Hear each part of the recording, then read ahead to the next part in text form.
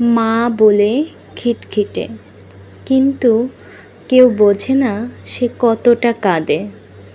সন্তান জন্মানোর পর একটা মেয়ের জীবন বদলে যায়, এই কথাটা সবাই বলে, কিন্তু কেউ বলে না সেই বদলে যাওয়া জীবনে তার নিজের জন্য ঠিক কতটুকু জায়গা বাঁচে।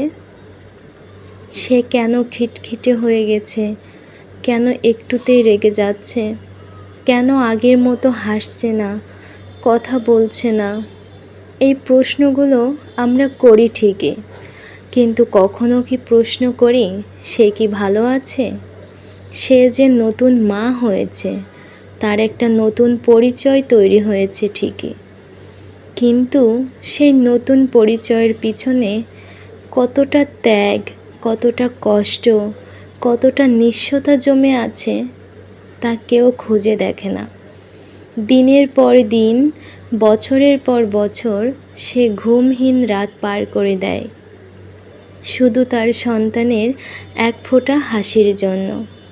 চোখে থাকে হাজার রাতের ঘুমের অভাব, পেটে খিদে, তবুও সে ঘন্টার পর ঘন্টা বসে থাকে বাচ্চার পাশে, তাকে খাওয়ানোর জন্য, ঘুম পাড়ানোর জন্য। বাড়িতে লোকজন থাকুক আর কাজের লোক থাকুক, তার সন্তানের প্রয়োজন অপ্রয়োজন সব কিছু দেখতে হয় তাকেই। কারণ মা হওয়া মানেই যেন 24 ঘন্টার ডিউটি, কোনো ছুটি নেই, কোনো রেস্ট নেই, কোনো পারিশ্রমিক নেই।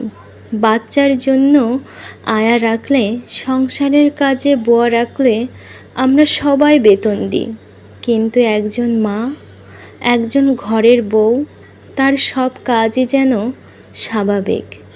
হ্যাঁ, সমাজ বলবে এটাই তো তার দায়িত্ব, এটাই তো তার কর্তব্য। ঠিকই, এটা তার দায়িত্ব, কিন্তু দায়িত্ব পালন করতে করতে সে যে কতটা ভেঙে পড়ে সেটা কি আমরা একবারও ভেবেছি? সে তো মানুষ, সে কি ক্লান্ত হতে পারে না? সে কি বিরক্ত হতে পারে না? তার কি কষ্ট হয় না? তাকে আমরা বেতন দেব না সেটাই স্বাভাবিক, কিন্তু তার কষ্টগুলোকে, তার আবেগগুলোকে, তার নিঃস্ব হয়ে যাওয়া অনুভবগুলোকে তো অন্তত একটু সম্মান করতে পারি, তাই না? একটা মা যখন নিজের ঘুম, নিজের শরীর, নিজের পছন্দ, নিজের স্বাধীনতাকে বিসর্জন দিয়ে সন্তানের প্রতিটা হাসি, প্রতিটা আরামের জন্য লড়ে যায়, তখন কি সে শুধুই দায়িত্ব পালন করে? না, সে ভালোবাসে, সে নিঃস্ব হয়েও হাসে, সে ভাঙা শরীরে, ভাঙা মনে নিজের সর্বোচ্চটা দিয়ে সন্তানকে আগলে রাখে।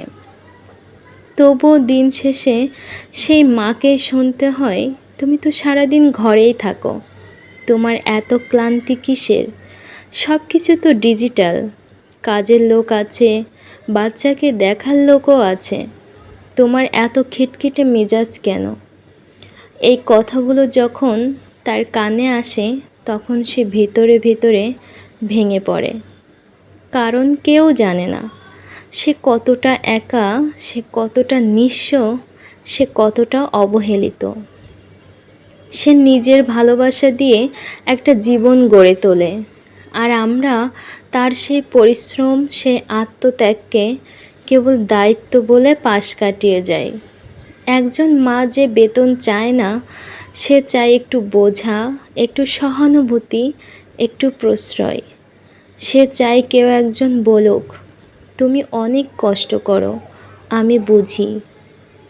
আমাদের সমাজ যদি এতটুকু করতে পারে, তাহলেই হয়তো একজন মা আর কাঁদবে না, হয়তো সে আবার একটু নিজের জন্য হাসবে।